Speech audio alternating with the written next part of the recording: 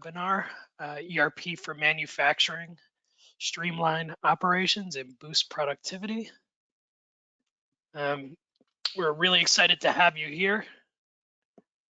I'd like to start off introducing myself and my colleague today. My name is Frank Cuccio. I'm an ERP account executive here at BrainCell. With me today is one of our ERP partners, Paul from Acumatica. Thanks for joining me, Paul. Hey, glad to be here. Right. I was going to try to attempt to say your last name, but I didn't want to get it wrong. That's all right.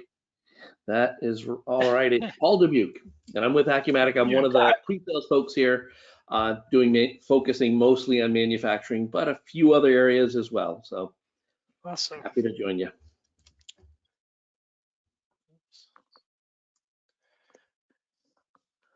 So a quick agenda for the next 60 minutes.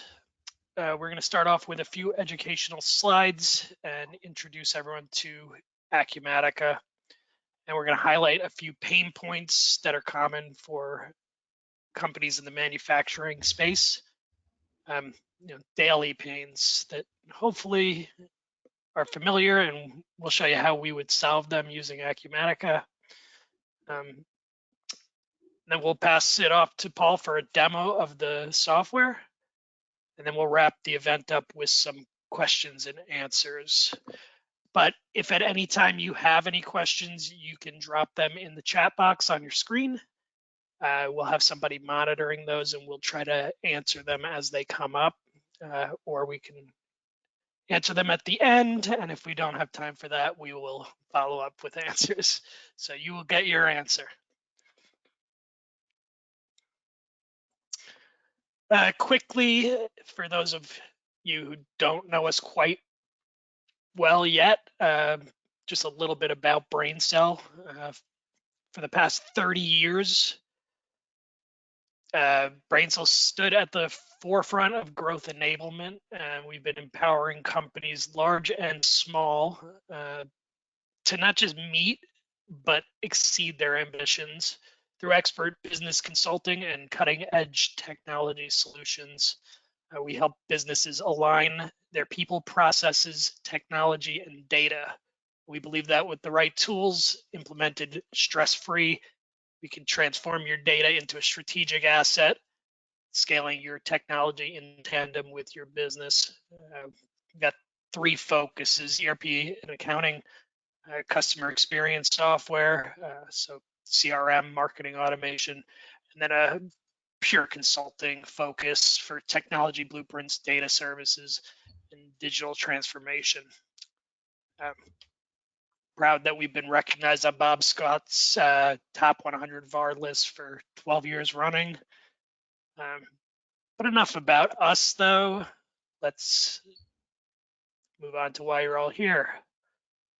So I'd like to introduce you to Acumatica, a leading cloud ERP solution that's been changing the way small and mid-sized businesses operate since 2008. Their visionary approach began with three commitments. First was to focus on the unique needs of small and mid-sized businesses, helping them to build capabilities and drive innovations necessary for growing and scaling in today's fast-paced market. Notice the similarities. We help you grow and scale, so do they. Second, they chose a channel model, which means they're leveraging partnerships like with BrainCell, specialized experts to enhance sales and deployment. Basically, let us do the selling and the deploying. You focus on the product, Acumatica. We like to hear that. And third, Acumatica was born in the cloud, which was a strategic decision that allowed them to provide a modern ERP designed to tackle modern challenges. So a little bit about that last point, some benefits of cloud-based software. It's pretty much always on. Sometimes with on-premise servers, some of you may be used to, we could have downtime. Not with Acumatica. You get remote access, work anywhere, mobility, you can work on any device. Security is top notch. It's going to be safer than an on-premise solution. And it's got open standards. So you manage and change your data. You have open APIs to integrate with other systems. All the things you'd want out of a modern ERP solution. And here is some of the benefits of Acumatica, the company. So who you're choosing to partner with for your ERP system. Acumatica is the only business solutions vendor to publish core rights that customers should expect from their ERP vendor. The customer bill of rights publicly commits to things like transparent and fair pricing without having to sign long-term commitments, and making it clear that you own and can access your data always, anytime, in full usable formats. A lot of SaaS vendors, when you want to switch or you want to work with your data in a different system, it's very challenging. You maybe only to export it in SQL database tables, and then you need to figure out how to open it and use it. And not with them. The entire community takes these customer bill of rights very seriously. They are foundational to Acumatica's relationships with both their customers and their partners. We're held to that standard as well.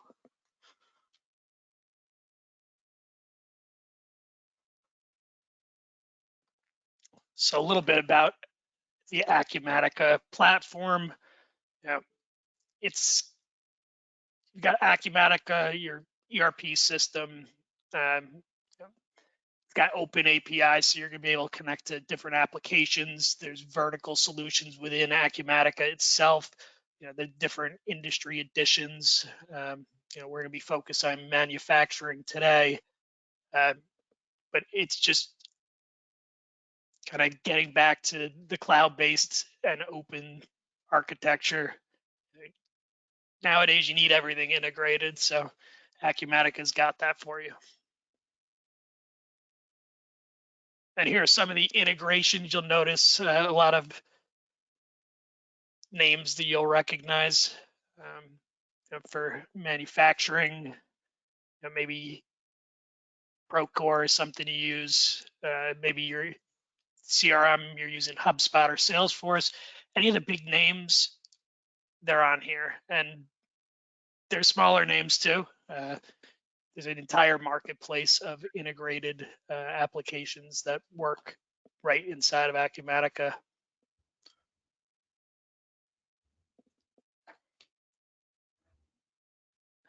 So one of the really big things that are going to be different from probably what you're used to if you're coming from something like Sage is Acumatica doesn't do user-based licensing for their pricing model.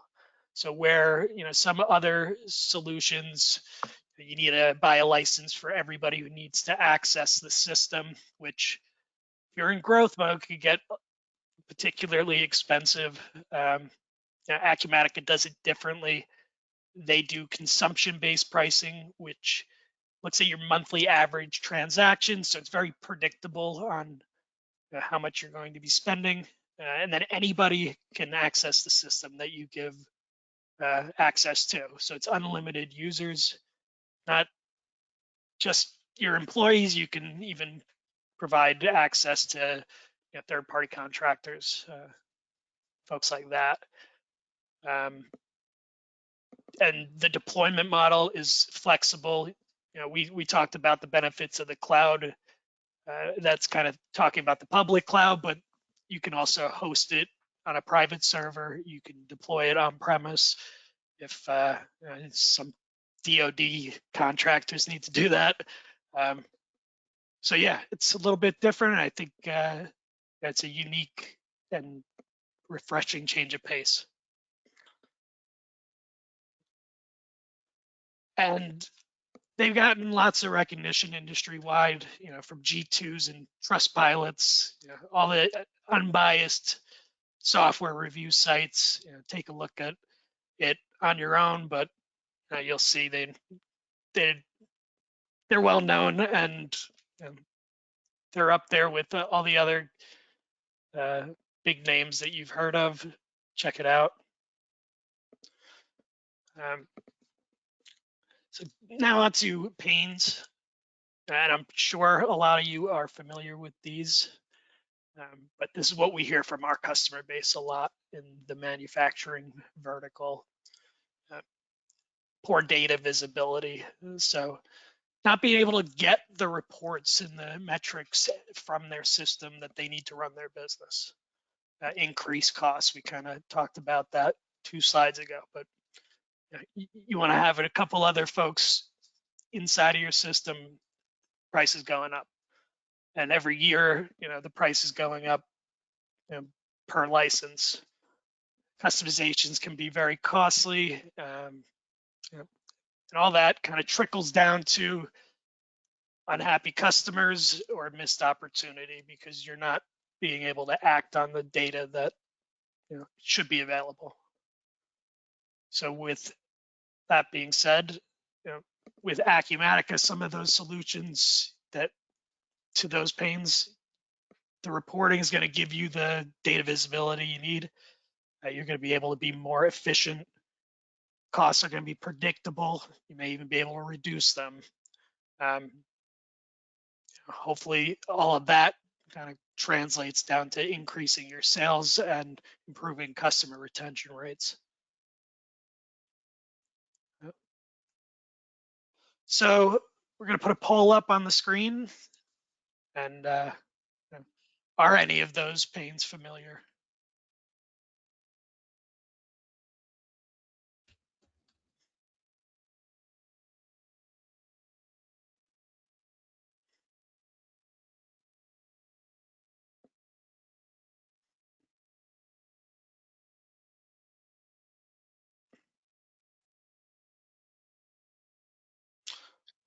All right.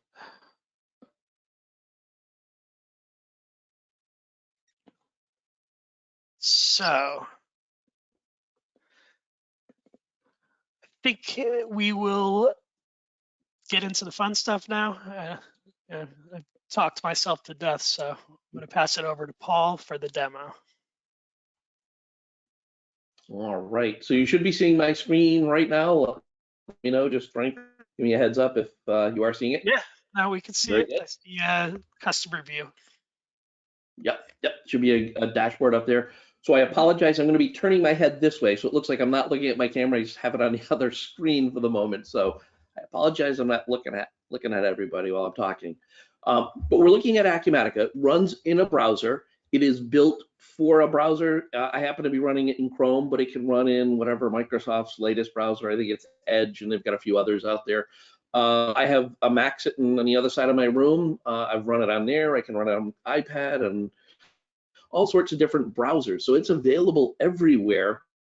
And that really goes to one of the points that Frank was mentioning earlier. It's very, very portable. It's very easy to add users, use it where you need to use it. I'm going to give you a quick rundown of where everything is in the system. So I'm not jumping around and like, where did he go? All right, so the top of the screen is kind of our little bar that tells us some dates and gives us some idea that we do handle multiple companies. We can talk more on that if there's some interest later on. Along the side of the screen, you'll see what we have are what we call workspaces. These are different groups of information. So if we look at sales, there's all the sales options that are in here, and yet there's more. I feel like I'm doing an infomercial here. There's even more data. Users have the ability themselves to not have to customize. So Frank mentioned customization. They don't have to customize. They can configure this system. They can hide portions of this, trim this list down so that it's not overwhelming. Users that are the administrators decide who gets access to each area of the system. So whether I'm looking at the sales orders or I'm looking at inventory or in production, I'm looking at production control, who gets which areas to have access to the software. So that's really a security question. So users themselves can filter this down. You see that show all, it makes the list smaller so we're not overwhelmed with so many choices. But wait, there's more. There's a little star that you'll see next to some of these options. That's again another way that users can use this to make it very easy. So these are the main options that I use, so I can favorite them. It's just a matter of clicking on those. They show up in my favorites, so I'm in control of what my environment is going to look like. I don't need to use all the others. In fairness, I'm old school, so I'm still going to go to the others many times, but this is a nice way to keep that list very, very flexible, very easy to get to what data or what access or what screens you're looking for. You'll see me click on the Acumatica logo every once in a while, and it can be your logo. It doesn't have to be ours. What that does is it brings you to what we call a home screen. You define whatever home screen that is. I happen to have this dashboard, and we're going to talk about dashboards in just a minute, but I happen to have this dashboard. So you'll just see me click this, and when this comes up, that's where I went to refresh or recenter myself, if you will. It's another great feature right at the top. We call it universal search. So I'm going to type something in here. And as most people that know me, I am a manufacturing guy. I am not a financial guy.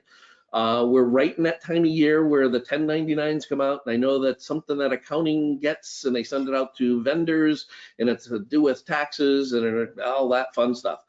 I don't know much about that. I, as a user, can type 1099 in here. I have a menu list of here's all the 1099 things that I need to do or could do, but I don't know how to do them. So I'm going to click over at Help Topics. So the Help Topics in here walk you through each of the different areas, whatever you've looked up. So if I've typed 1099 or I typed in production orders or work centers, it's going to give you the help access directly here. And there's more pages. There's many more pages. You see things in blue. We can drill right into those. But wait, there is more. Again, it sounds like an infomercial, but yet there is more here, and it's very helpful. So I type 1099. Now 1099 might be that financial form that we're looking for. 1099 might be a part number, might be part of a purchase order or sales order number that a customer called you up and said, hey, I've got this part and it's got a 1099 on it. Can you help me out, figure out how to get a replacement? Type that in the universal search. It's going to bring up anything that has those characters in this. So in this case, we see anything from inventory transactions to AR payments, vendors that have that in here, all sorts of things that have that information in here. So very easy for a user to go from very little information to get the specific, and they can drill right in. So I've got a shipment out here that's 1099. That just happened to be the shipping transaction. There is even more with this. So where we will see in a few moments, you can attach documents throughout Acumatica. If you attach a document that has 1099 or whatever characters you put in there associated with it, that universal search not only looks up menu options, it looks up the help, it looks up the transactions that might have it, but it looks up any attachments that may have that number in here. So very easy to get to information. So when I start looking through this, especially when I was new to the system, where do I go to do that? I'm just going to type the number at the top of the screen and let the system do the hard work for me. And then I'll later figure out where I need it to go and get to it another way. But it's available here, and you can type, all sorts of special words in here. I only want to look at sales orders that have a 7 in it or whatever it is. You can do all sorts of fancy filters in here to find the data that you're looking for. So let's come back to that dashboard. So I just clicked on Acumatica. Yep, refresh the screen here. There are a whole bunch of dashboards. I think there's 20 something, I don't remember what the number is, of how many different dashboards ship with Acumatica. And it's not important that there's that many, it's that there's that many different areas that we start with. Every user can build these and copy them, make them their own. They can have all sorts of information that doesn't sit necessarily. I happen to have that one that was it customer view. It doesn't have to be just the customer view.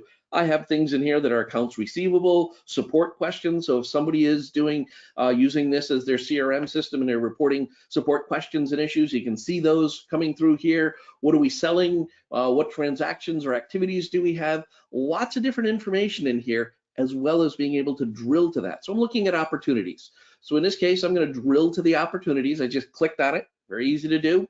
Gives me a list of everything that was in there. So we have 156 records that it mentioned. Now you'll notice that some of these are showing up in red, some of them show up in yellow. You as a user, without customizing, can configure the system to say, hey, tell me the information when I need to know that a date is past due. I put that in red. Show me where I'm missing some information. I put that in yellow. So you make the system work for you, so you're not struggling looking for that data. So I told the system to do a couple of things there. You can put other colors in here and make it as vibrant as you want or as simple as you want. you have what we call is a generic inquiry. I call it really a list. The technical people call it a generic inquiry. It's a list of information. These are all the opportunities. Now, you may or may not use opportunities. It's the same idea throughout the system. Whenever you see a list like this, you can start filtering on it. So I'm just going to click the header, and this happens to tell me the opportunity size. And I want to look at ones that are greater than, and I'm just going to type in, I don't know, 100,000. I haven't looked at this database in a little bit, so we're going to see how many we get. So we went from 156, and this is going to trim this list down to just 8 records. So the goal here is you start with a dashboard, tells you the critical information, drill to that to the list. Now I've filtered on, I only want to look at these that are the big opportunities. We're coming up to the end of the month. Let's see if we can get these closed. Well, where do you go to do that? Well, you can click on here to drill into that record if we need to. You can also do what we call is a side panel. In many screens throughout Acumatica, we have these things called side panels. Depending on the data that you're looking at, different information is going to show up. So I have this list of 8 records, and I'm just going to click through. As I click on different ones, it refreshes that opportunity. I can change things in here. I can edit things, make notes of it. Maybe I've got a whole bunch of customers. I've just got a new salesperson. I want to change a bunch of sales orders. I can do that quickly in one screen, or just look at the ones that are shipping to Massachusetts or wherever. I can easily filter to that information and work with that data without having to requery the database over and over and over again. And you're still right back where we started, still have all this data. I can get rid of that search, and I can come right back to my graph, and we're right back where we started. Very easy to get there. So now, a couple of other things. Frank mentioned about customization. I like to talk about configuration. So these dashboards, I mentioned you can have these dashboards with all sorts of stuff. So I'm going to hit the design button up here. And you'll notice that all the little buttons on the dashboard change, so we can copy them over. So maybe you're a sales manager and you've got a great metric that shows how many sales or opportunities Frank has, and we want to see how many Sally has out there. But I want to use the same metrics, just change one characteristic, copy it over, don't have to recreate it, and it makes it very easy. And how easy is it to edit any of these? Well, you just click the little pen, it opens it up and it says, where are we getting the data out of the system? What kind of filters do we have? What do we want to aggregate on? What do we want to sum things up? How do we change the colors? So you can put all the different colors in here, and it could be warning colors, and you can set all those metrics in here. Very easy to do. Change the logo, all the details that you want to do, make changes to it, and it's very easy for any user to go ahead and make changes to these dashboards. I mention this because you may be a person that deals with customer service, but you wear many hats, and you also do purchase receipts, and then sometimes you do inventory control. Put all the important details or all the important metrics on one dashboard so that you don't have to go jumping around from screen to screen. You can even put small versions of some of those screens right in here. So if I want to do inventory transactions or shipping or purchase receipts all in one place, great, do it on a dashboard. Add them right here, makes it really easy. So dashboards are a great way to find that information. As Frank was talking earlier, he talked about get your data. Well, this is a perfect example of it. You can get your data anywhere. You can have as many dashboards as you want. You can copy these over, and if you've got your end of month dashboards, your middle of the month, closing dashboard, whatever you want to call them, they're all available to you. So Paul, for dashboards, could you theoretically just set up a dashboard that you would never have to leave? You could do your entire day-to-day? You certainly could, and you could keep it right up there. Just as I drilled into opportunities, we have customers that will look at these, that'll look at them for they're managing shipments or they're managing purchase receipts. It's going to show them all the things that are coming in or all the things that need to go out, and they can manage it right from the dashboard. It's going to open up the appropriate screen or just put a mini version of that screen right up here. So great question. So yeah, absolutely, we see customers using these dashboards in their day-to-day life, as well as up on big screens in the factory to show what's going on, what's happening out there, maybe even in the office, who's selling what, so we can have a big party because we sold a big deal. We can keep track of all those metrics in one place. Cool. So I'm going to move on to a couple of other things. Now, today we're focusing more on manufacturing, but just note, we do everything from financials. You'll see all the different metrics. There's even more back here. We do construction, there's distribution, so lots of WMS type functions that you can get to. All of those are in one database, so as I'm looking at things from a manufacturing perspective, it may be tied to a project, works just fine. Maybe tied to sales, great. We're going to look at a production order in just a moment that's I like to start manufacturing presentations talking about inventory. So the stock item itself is usually the key thing. We're making something, or we're selling something, or we're building something. So I'm going to call it this one particular item. And this isn't meant as a training. There's a lot you can do with a stock item inside of Acumatica, but I want to focus on a couple of key pieces that really help for most of our users. There's these things called classes. So you'll see classes and types throughout the system in Acumatica. They help fill in a lot of the extra data. So if I had a whole bunch of items that had the same units of measure, the same planning methods that we had, same costing and tax and serial and tracking, I can give it one item class, add a new item, type that item class in, and boom, it loads all the other data in. This also helps when you're importing data. So you're moving from another system, moving that data in, give it the item class. You don't have to bring a whole lot of data in. It's going to automatically set all this up for you. So it's really very helpful. Couple of other things in here. Units of measure, always important for manufacturers. There's a base unit of measure. I need to stock it in one unit of measure. I might sell it in a different unit of measure, and I might buy it in a different unit of measure. Bar stock, I buy it by the pound, I use it by the inches or metric, whatever it is. And then you may use different values of it. You'll also notice that you've got some different units of measure that are displayed down below. You can build as many unique stock item unit of measure conversions as you want to. Really, there's no limit. It's really up to you. When you go to inches and feet, it's pretty standard. When you go to that metal bar, a 2-inch metal bar and a 3-inch metal bar is going to have a different weight. So you're going to set up some different calculations in here. Some other things to look at when we talk about manufacturing, there's a default bill of materials. So we're going to talk about bills of materials and production orders in just a moment, but there's a default bill of materials that we use when somebody wants to make one of these AM9000. It's just a generic manufactured item. And I did flag this one as make to order. I can add this to a sales order, and we can tie the production order to the sales order. Great tracking, great for the make to order situations, not a requirement. We also have, we have a couple of other things that I want to mention. We have some cross references in here as well. A lot of times our manufacturers will be using components that they purchase one place and they get called something different by the vendor that they call internally, or they're selling the same item to multiple customers and they have different names that it goes by. They may have a different internal name that product goes by. You can build as many cross-reference lookups between these different names inside the system as you want, and Acumatica honors them and says that's great, as well as having even different units of measure for them. So if you wanted to call it the whatever part that comes in a pallet or a box or something, great, give it a unique name, and that's what Acumatica will understand. This item itself is manufactured, but I've got a couple of vendors. So if I don't have the capacity to make it, maybe I want to send it out to be built. So I can pick vendors in here. I can set one of them as a default. So great, flexibility at this point. So now we have a choice of, do we want to go to bills of materials or production orders?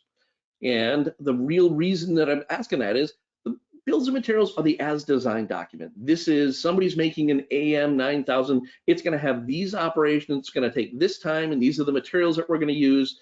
That's what we believe it's going to take. The production order, on the other hand, this is what it actually took to build it. It's the as built document. We keep them separate so that as we make more of the same one, it may be made differently, or maybe different variations to it, or different conditions. A machine went down, it took longer, or we had bad materials that came in, and we had to use more materials. Do we want to change our bill of materials or just the production order? And again, you have that control with this. I'm going to start with the actual production order itself. So production order maintenance. Jump in here and you'll notice there's a number of different options. So there are different all records of all different statuses of different production orders. I'm going to look at one in here that's this number 48 that's listed. It's in process, so I know we're already started on this. So this is the kind of I'll call it the parent screen or the header screen to a production order. There are details that sit behind here. So I'm making 25 of these AM9000s, but to really make one of these, this is what it takes. These are the operations that are in here. These are the setup and run times that it takes to build one of those. These are the materials that we need to put it together. And those materials are associated with each of the operations. So operation 20 may have different materials than operation 10. Really depends on how you want to roll this out and put it all together. You may use all your materials at once or stage them at different operations. Very flexible. There's no requirement that you have to have a lot of materials or a lot of operations. Can be a lot or can be a few. There's also options in here for back flushing. I don't think I have it turned on for most of the operations, but what that does is that lets you do some quick reporting. These were all flagged as back flushing. If I reported a quantity through operation 30, it's going to go back to 20 and 10 and report that. Same thing with the materials. There's a back flush flag. I think I have that set on here. So as I report any of the quantities to the operation, it's going to automatically issue that quantity that's necessary that matches that quantity for those materials. Very flexible, and it's really production order by production order. So you may have one that you're doing just one quantity of one. Great, let's just back flush. Or a quantity of 200 and you want to now manually issue. You have that flexibility to work with that. I'm going to go back to that header screen. I just hit the little arrow to go back. A couple of other things to note. I do have files. I mentioned files earlier. It's showing that there's a couple of files listed in here. I've got an assembly, and we can take a look at that. So it just calls up the assembly. This was copied over from our bill of materials. We also have another drawing in here. And again, the goal of this is not that we care what the geometry is, but you as users may want to have pictures, drawings, checklists of what you want to do out in the shop floor. You can attach them to the production order. Really, you can attach them throughout everywhere in Acumatica. There's almost no limit to where you can attach documents. Now, I mentioned general tab here. We're going to take a quick look at some of the other tabs. So the references tells me that this is linked to a sales order. I can see that it's linked to the first line on that sales order. I can drill to it, so you see the little pen to get out there. I can see what bill of materials this was made from. Why would that be important? Maybe you built this a couple of years ago and you want to see what bill of materials you used. You want to see it as a point of reference. Oh, we had an older bill of materials. We used different materials. Great. We know which one it was. We know what revision it was on. This isn't tied to any particular production order, and there's no sub-assemblies or parent orders associated. All that visibility in one place. Here's one of the things that I really think is powerful here. I missed this when I worked with other ERPs. There's an automatic kind of an events tab or an event. There is an events tab, but there's an automatic audit trail that gets generated for anything that happens to this production order. When was it created? Who created it? So we know who did it and what screen were they in when they created it. And it's tied to that sales order. So we know that admin created it. Then Andrews came in and he released it. And then Andrews also issued some material on a particular date. Then it looks like Belcher came through and reported some labor across here. So we're keeping track of everything that goes on.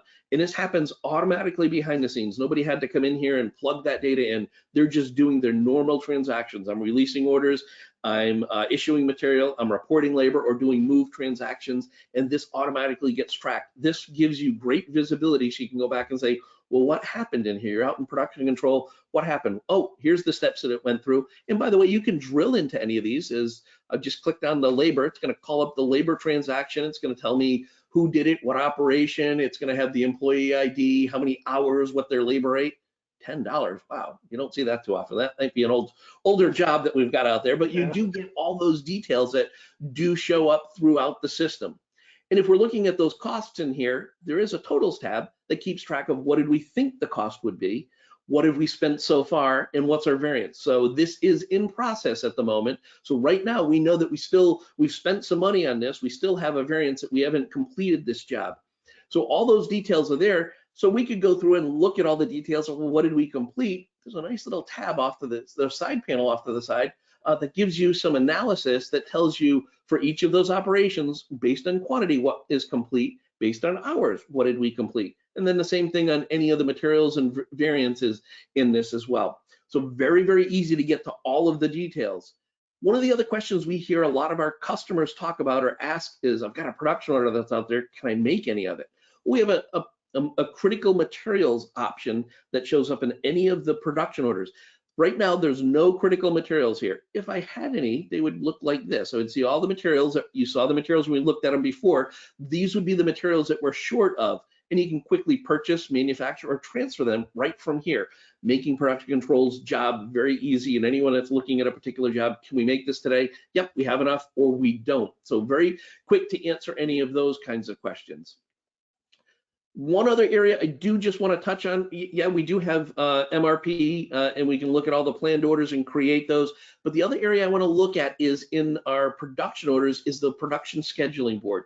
So if you are running the shop floor and you're looking at, what's out there. So you've got a couple of different options. I'm just going to move this screen around a little bit. There's a little caret that opens up more options. I want to filter to a particular job or customer or whatever data. I want to pick a different date range, different coloring schemes to show up the data in here.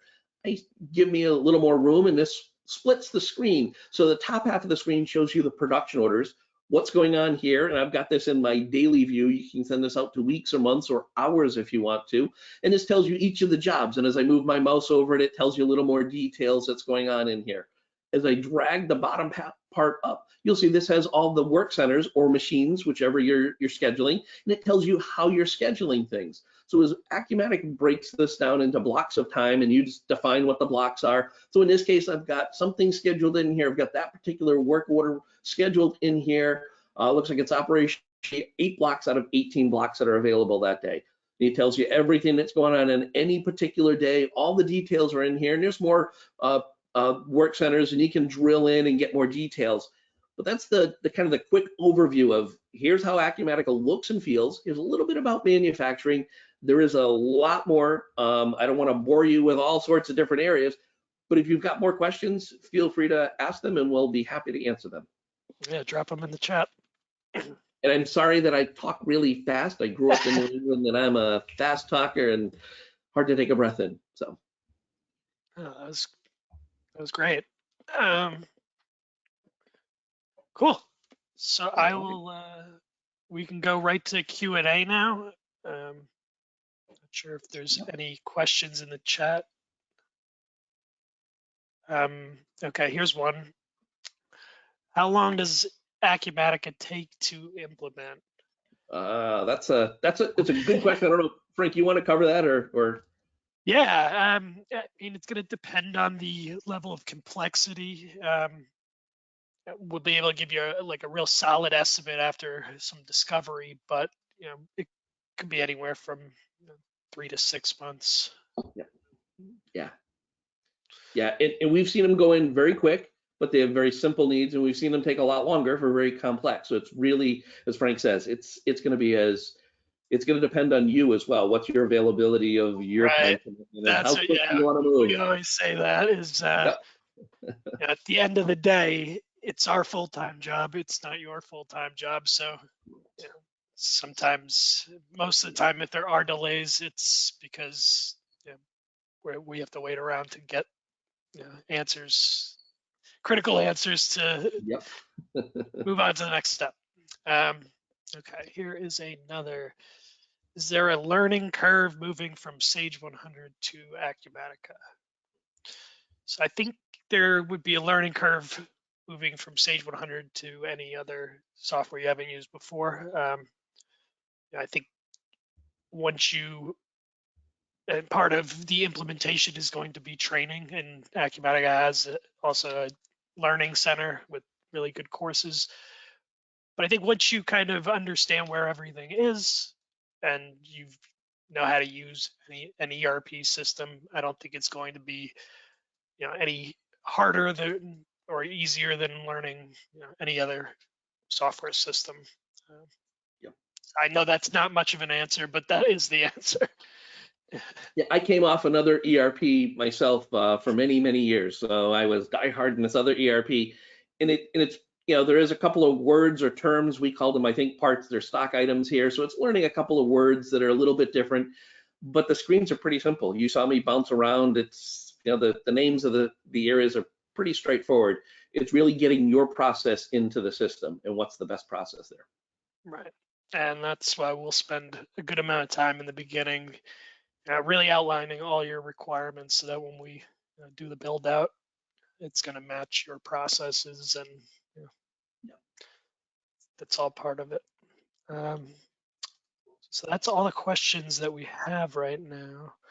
So thank you for attending. That wraps up today's event, and thank you for joining us, Paul. That was great overview of everything, the dashboards all the way through to bill of materials and production orders. So that's the manufacturing edition. So I know today we will be following up with everyone to schedule your free assessment to determine if Acumatica is a fit, and then we will, after that, we'll have some discussions. We could do a personalized demo as well. For all attendees, you're going to receive an email tomorrow with your Grubhub gift card. My colleague Karsten will be sending instructions today on how to claim the gift card, and then you'll receive that email to actually get it. So stay tuned for both of those emails. And again, we'll be sending out a recording of today's webinar. And yeah, if you have any other questions, definitely reach out. You can email sales@braincell.com, or you can just email me, fcuccio@braincell.com. That's my first initial and last name. Happy to answer any questions you might have. So yeah, thanks for attending and have a good rest of the day. Yeah, thank you. Take care. All right, bye.